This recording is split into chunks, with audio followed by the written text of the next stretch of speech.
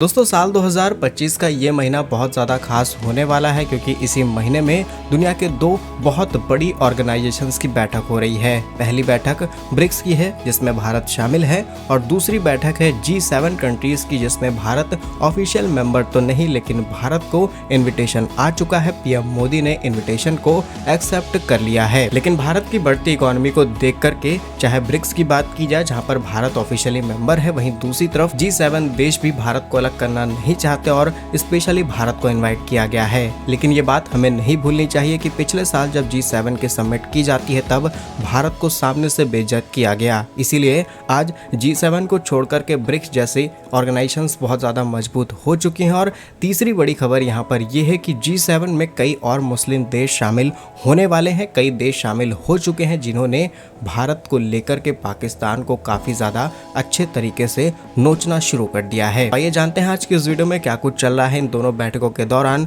भारत को लेकर के किस तरीके से पूरी दुनिया काफ़ी ज़्यादा झुकी नजर आ रही है। सारी डिटेल्स यदि आपको हमारा काम पसंद आए तो वीडियो को लाइक, चैनल को सब्सक्राइब जरूर कीजिएगा। सबसे पहले ब्रिक्स की बात की जाए तो ये उन देशों का संगठन है जिसमें हम नाटो या फिर वेस्टर्न कंट्री से अलग होने की बात करते हैं। नॉट कम्प्लीटली आइसोलेट बट ऐसे संस्थान जहां पर हम अपने तरीके से चीज़ों को मॉडिफाई कर पाएं, ट्रेड, बिजनेस, रिलेशन, कल्चर, इन सब चीज़ों को आपस में शेयर कर पाएं। इसीलिए इसकी स्थापना की गई ताकि वेस्टर्न कंट्रीज हम पर हावी न हो पाएं।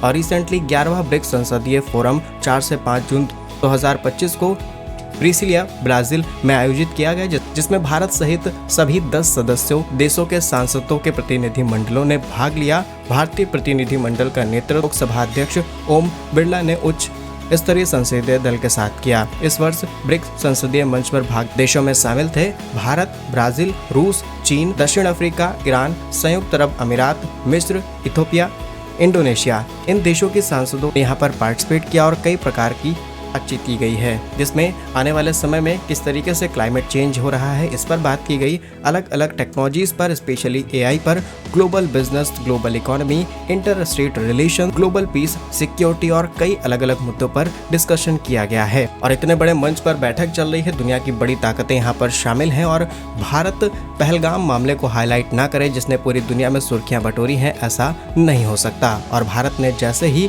इस मामले को हाईलाइट किया वैसे ही चीन जैसे देशों ने भी पाकिस्तान को करारा जवाब दिया और इस हमले की पूरी तरीके से निंदा की है। जहां पर संयुक्त घोषणा में भारत के पहलगाम में हुए हमले को लेकर के सभी देशों ने कड़े शब्दों में निंदा की। इस देशों के जितने भी सांसद थे सब एक साथ एकजुट होकर के एक ही भाषा में जवाब दे रहे थे कि इस चीज को किसी भी लेवल पर एक्सेप्ट नहीं किया जाएगा। लेकिन रियलिटी इससे फार डिफरेंट है क्योंकि हम जानते हैं कि चीन, तुर्की जैसे देश बैकएंड से पाकिस्तान को फुल सपोर्ट करते हैं और ऑफिशियली इन्होंने अनाउंसमेंट कर दी कि अगर पाकिस्तान को कुछ होता है तो definitely they are directly support to China, directly support Pakistan को करेंगे। अब भले ही इन मंचों से इनकी बुराई ना की जाए, लेकिन यहाँ पर हम आपसे सवाल पूछना चाहते हैं कि ब्रिक्स जैसे देशों के अंदर भी एक ऐसी कैटेगरी, एक ऐसा पनिशमेंट फैसिलिटीज होनी चाहिए कि जो देश अगर ऐसे किसी भी एक्टिविटीज को प्रमोट करते हैं, ऐसे किसी भी एक्टिविटी करने वाले देश को सपोर्ट करते हो, डेफिनेटली उन्हें क्रिटिसाइज किया जाए और सभी देश कुछ समय तक उस देश को सस्पेंड करके रखें। अगर ऐसा होता है तो आने वाले समय में चीन जैसे देश पाक जैसे देशों का सपोर्ट करने से बचने की कोशिश करेंगे और इससे ये जो ऑर्गेनाइजेशन स्पेशली हम ब्रिक्स की बात करें हैं ये और ज़्यादा मजबूत हो जाएगा। हो सकता है आने वाले समय में ऐसे डिसीजंस लिए जाएं, लेकिन जिसके पास जितना ज़्यादा पैसा वो उतना ज़्यादा वैल्यू रखेगा इस संगठन के अंदर भी। और जैसा कि नाटो या फिर दुनिया के बड़े संस्थान G20 की बात की जाए और यूनाइटेड नेशंस की बात की जाए, जहां से भी ज़्यादा पैसा आता है उन्हीं देशों का ज़्यादा बोलबाला रहता है। तो शायद आगे चल के ब्रिक्स में सुधार हो इसकी उम्मीद नहीं लग रही, लेकिन एक साथ सभी देशों ने मिलकर के पाक पर सवाल उठाए हैं।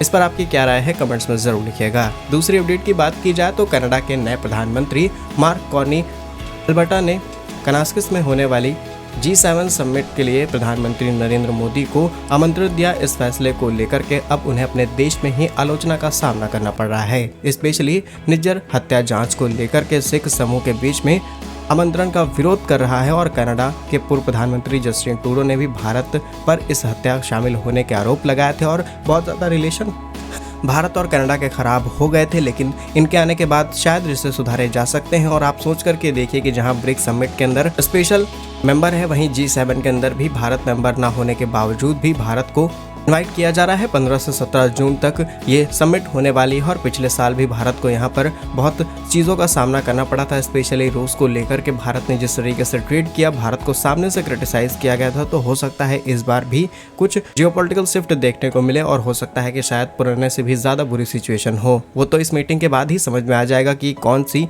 ये वेस्टर्न कंट्रीज किस डायरेक्शन में जा रहे हैं और भारत की बढ़ती अर्थव्यवस्था को लेकर के इन देशों के मन में क्या चल रहा है, वो G7 समिट के बाद पूरी तरीके से क्लियर हो जाएगा। बाकी क्या कुछ कहना है आपका सभी खबरों पर कमेंट्स में अपनी राय जरूर लिखिएगा। भारत के ऐसे ही वीडियोस पाने के लिए वीडियो को लाइक, चैनल को सब्सक्राइब जरूर कीजिए। वंदे मातरम, भारत माता की जय।